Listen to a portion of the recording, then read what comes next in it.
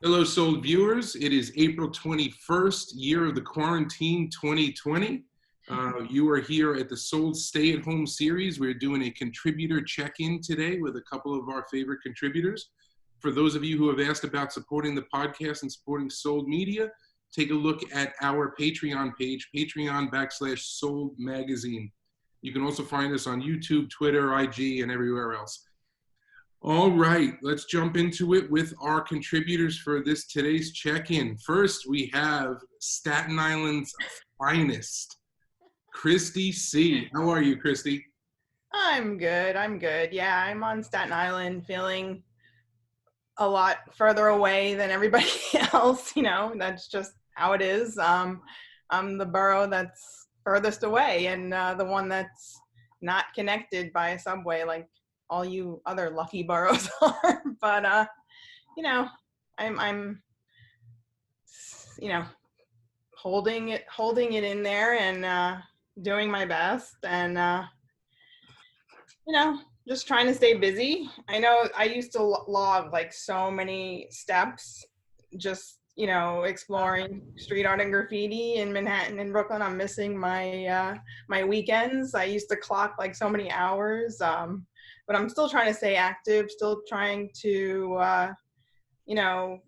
keep at it with the art scene, and I'm writing a lot of articles and keeping myself busy. So well, you look wonderful, darling. I try. I want to hear from Sarah now. And we also have Sarah, Cat's Coffee Creativity, with us. How are you? I'm good. Yeah, definitely missing my bike rides around the city to see new art, just seeing any new art. So yeah, missing that sense of discovering new things. So I'm just trying to pivot that energy into other things online. So whether it's writing for Sold or helping promote people in selling their art, because I used to really cover here are all the art events this week, and I'm like, I can't do that anymore. But there are a lot of other things going on. I've been enjoying Art by Eyebrows, doing live painting on Instagram and reading books at bedtime. And some of the Shooters Street Art things, like the trivia night and the online trivia, which was really fun and not too scary as I thought it might be. And watching the interview he did with My Life in Yellow last week was really great. So that was actually a great platform to hear some of her poetry that she does in her street art. Now, Sarah, how has your feedback been on the Instagram feed? You have one of the bigger ones on the team, and I would imagine during times like these, people look to their constants, the people that post often, and that's you. Have you gotten any good, emotional support during this? Yes, it's been pretty good. I've been really trying to post bright and happy and positive stuff. And I've just said, sod it, I'm going to not worry about, did I post this angle before? I'm really just going back. I'm now just covering different cities. So I'm doing Detroit this week, I've done Miami, I did Chicago last week. So really going back to the archives and seeing, okay, what things haven't I shown yet? What things would people like to see again? Whether it's murals of musicians that people are into. So I think it's been a lot more warm and fuzzy in terms of the interaction with people. And I think, really been trying to help that. So there's definitely been a lot more personal connection. Kristy, we're finding that a lot of the artists that we reach out to, and we have a nice long list that we're going to get to for the stay-at-home series, but essentially as soon as we reach out to an artist, we're recording with them a couple of hours later. Have you seen artists more available and more willing right now, just due to the lockdown, to get their word out there and take any press where it comes? Yeah, I'm seeing a lot of artists, how they're utilizing the Instagram live videos, and they're doing it in conjunction with other artists, and they seem just more open to talking to fans, and they're open for feedback and for questions, and it's been great, and they're giving almost like free tutorials of how they paint, and they'll show them different techniques and stuff. So, you know, it's really great to see. Seems that there's an even greater sense of community, even though we're all sort of like all over the place and we're only able to see each other's faces like this in these little boxes. But I'm grateful for that too. But no, it's really nice to see how even the galleries are adapting to having like virtual shows. And I just did the article on 3ALX, his name is. He goes by that name under a curation. So he was supposed to originally have a show in real life on the date of 4/19. It had to do around 4/20, about, you know, we know why we celebrate that. So it had to do with 4/20, and he made a promise to the artist and he didn't want to break the promise. So he, like I said, adapted to these crazy times we're living in, and he still went along with the show. He had it live streaming on YouTube, and it seemed to have, you know, gone off pretty successfully. So it was good because with something like that, he showcased like 30 artists. So all in one shot, he was able to promote all of these great artists that we all know and love. So, and I was happy to play my part and just write a little something and help him promote it. So, but I have a question for everyone. Go ahead. There's something that I don't know if it's good or bad. I'm seeing artists, street artists and graffiti artists, putting up new works now. Now is that a good thing or a bad thing? Because you're giving a person a reason to leave their house. Do you know what I'm saying? Sarah, I have a strong opinion on this, but you go first. And we shouldn't. Yeah. Yeah, I'm a little conflicted when I see that happening. I've seen more artists doing murals indoors, and I'm kind of a little like, okay, well, that's just you in a room. Obviously, you have to get there, so that's not so bad. Yeah, because I'm sure there's still some artists that they have to keep doing what they do, you know, to keep. So like Mad Steez just did a big mural indoors, so a couple of artists have done that. But the outdoors, I'm a little suspect about. Yeah. I say quarantine has nothing to do with how grimy you are and how much you want to get up, and that is just it. Nothing's going to stop the graffiti vandal any day of the week, as long as the cop's not looking. Well, right, but then somebody that should be staying inside and complying with the rules. It's the same person that should be staying inside and not painting on other people's property also. So there is a no, I know, but that's their choice. But then you might be putting somebody else in danger if they leave their house and come in contact with this virus. I hear We can agree. Okay, we can move on to another question. I'm sure there's 100 different opinions on that. Oh yeah, I'm sure. I just wanted, yeah. I just figured I'd throw it out there and see what everybody thought. I mean, listen, now is definitely the time to reach out to somebody and say, if you're going out, I want to shoot you. But then you run the risk for you, and then we could be having a sole contributor chat about how irresponsible you are. Mm-hmm. And that could be fun. All right, so ladies, what do we miss? What restaurant do you need to be at, Sarah? Which one are you banging at the doors, waiting for them to open?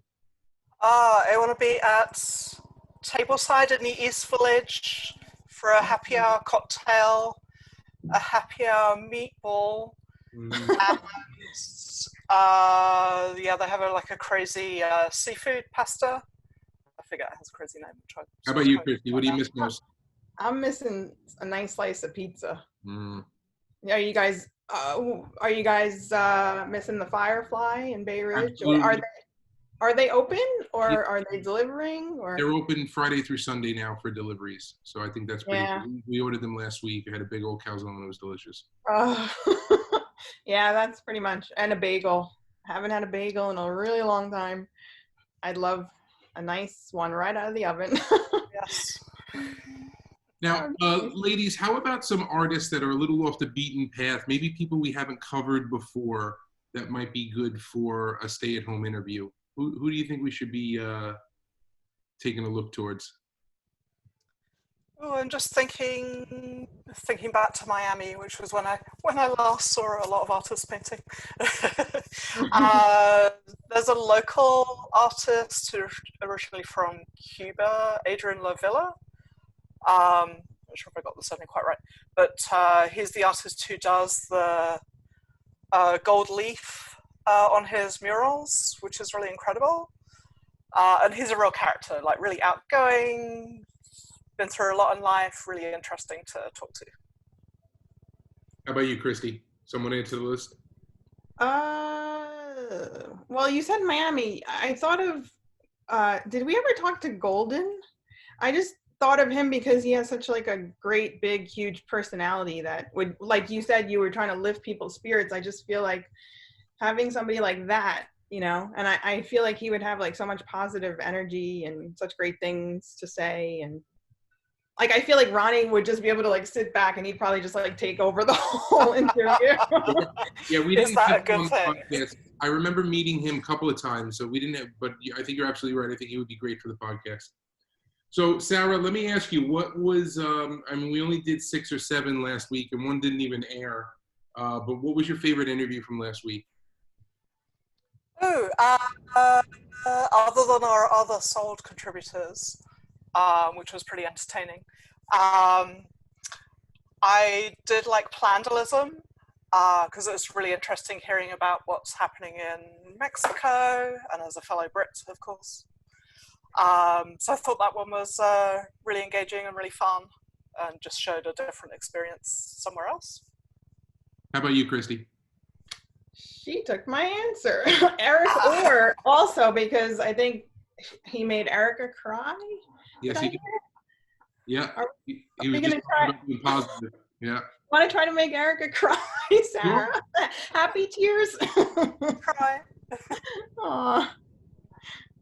So it's you know, I nobody wants to hear how we're doing, but how are you guys doing? How are you holding up mentally? How are you altering the routine? Kristy, you're fortunate to still be working. Sarah, is that the same for you? Mm-hmm. Yep. Okay, so you guys are very lucky, and I'm happy for you. But how is it breaking the routine every day? You know, your 8 hours for your company and pets and everything else like that. How is it going? Kristy, do you want to go first? You know, it's something that's actually I've gotten used to. In the beginning, it was harder, but you know, I can't really complain. Like you said, I have a job, health, family's good. All my friends are good, so I can't really complain, you know. How about you? You're dealing well. Yeah, can't complain. Good. Yeah, I think it goes up and down a little bit. I'm definitely, same as Kristy, very grateful to have work that I can do from home and continue to have a company that I can do it for. I actually did a course right before this on the different mindset of working from home to being at home, if that makes sense. So actually being able to separate the two. So that was really useful. And I've just taken, I really don't go out. I go out, you know, maybe like 2 minutes a day. There are a lot of people around here, which is tough, like just walking the dogs and stuff. So it's really hard to avoid people. I've taken to leaning out my window and just judging people from my window. Like, you're not wearing a mask. You're not 6 feet away from that person. That's a good mask. I like that. Want to get one of those? I really think the responsibility of New Yorkers is what has caused us to, you know, lower the number of daily admissions and new cases and things like that. There's no way that closing every restaurant couldn't have helped the spread of this. Yeah, absolutely. Yeah, absolutely.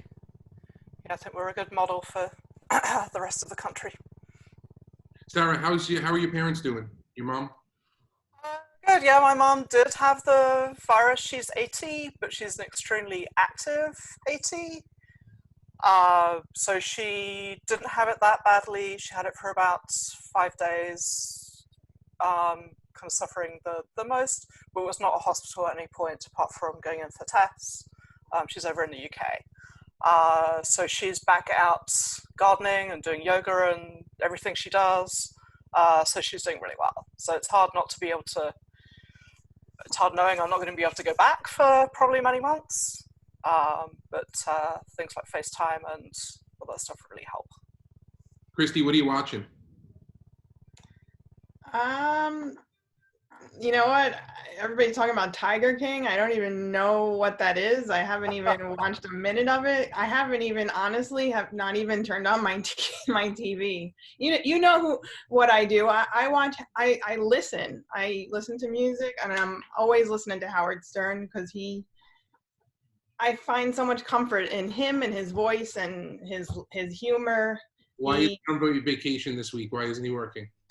I don't know why he's not working, but it still brings me comfort, even in repeats and reruns or whatever you want to call them. But I leave it on all night. Even I sleep with it on. It's just, I don't know. It's like an obsession, I think. I think I need help. Baba Booey. How about you, Sarah? Were you watching anything, or what are you listening to? Yeah, I just finished War of the Worlds yesterday. I was a little behind on that. Just watched Lock and Key. A series I really recommend is actually called I'm Not Okay With This, which is perfect for now. Yeah, we saw that. Which is about a teen growing up and what happens to her, like having powers. But that was really good. They're really different. Yeah, we like that. We're We're watching Schitt's Creek now. We're season 2 into it, and it's pretty funny. I like the cast, that whole Eugene Levy cast. So that's a good one. Any other recommendations for TV since I haven't turned on my TV? We finished watching. Any other shows? I hear a lot of people talking about Ozarks. Ozark, we just finished season 3. Ozark. It was very good, yes. Jason Bateman. That's a good one. He's fantastic, yes. Good stuff. I'll have to check it out. You have to watch, listen, you have to watch LA Originals. It's a documentary on Netflix. Okay. About Mr. Cartoon and Esteban Oriel, the West Coast artists and photographer that basically built the whole tattoo culture, hip hop scene out there, and it was really, really good. It's got some art history in it. I like it. Okay, so LA Originals, and what's it on Netflix? Or? Netflix, yep. Okay, sounds good. Yeah, you'll definitely see some familiar faces in there. They went through Beyond the Streets and things like that. It was really very cool. Cool. Oh, cool. I'll definitely watch. All right, ladies. What do you want the fans to know? What do you want the artists to know about Soul and us that we're still here doing this? Give them a little hello and a little pat on the back, please. Start with Kristy. Well, like we said, it's great to see like how people are utilizing things virtually, and I think that we've come up with, or you guys really have come up with, an excellent idea here of still staying connected to each other and to the artists by having this stay-at-home series. So, you know, and even just to have this little interaction right now, it's helping, I feel, our spirits, and just being able to see each other and talk, it's great, you know, and I hope we keep at it, and then when we don't have to do it anymore, we'll go back to the podcasts. And you know, we're here, and I'm really excited about like just being able to have more time to write articles too, which has been great. So, and I have another one that I'm working on, hopefully, and I'll share that maybe next week, but it might have to do something with dogs, and you know, dogs and murals and dog walkers in New York City, just to give you a little tease. I like it. Very cool. Yeah. I have a favorite, Doggy Sitters Club. I like that guy a lot. Well, that's a good guess. How about you, Sarah? Yeah, I think I'd build on that. Like, this is such a great opportunity for artists to step back and evaluate what you're doing and really connect with people. Like, people are out there really looking to know more about artists and find out more about them and really connect more emotionally. And so I think that's a great opportunity that, you know, perhaps we don't always get the chance or the time to do. So I'm getting to know a lot more artists really well, as well as other contributors. So that's been really great. And I'm working on a couple of articles on artists, both wheat-based artists who are a little, like, we don't know much about them personally. So those are coming up for me. Very cool. It's fun to see what stories are developing now because people are a little bit more available. I would say go back and take a look at the stories that you weren't able to write over the years, or the people that weren't available. They're going to be available for you now. So let's try and tell those stories and catch up with some people maybe that we didn't years ago for whatever reason. But ladies, thank you very much for your time today. I think I'm going to wrap it up here about 25 minutes in before people's attention spans start to wane. Thank you very much, and keep up the good work, and we're going to keep doing what we do. Great, thank you. Good to see you both. Good to see you. Bye-bye, guys. Okay. Bye. Bye.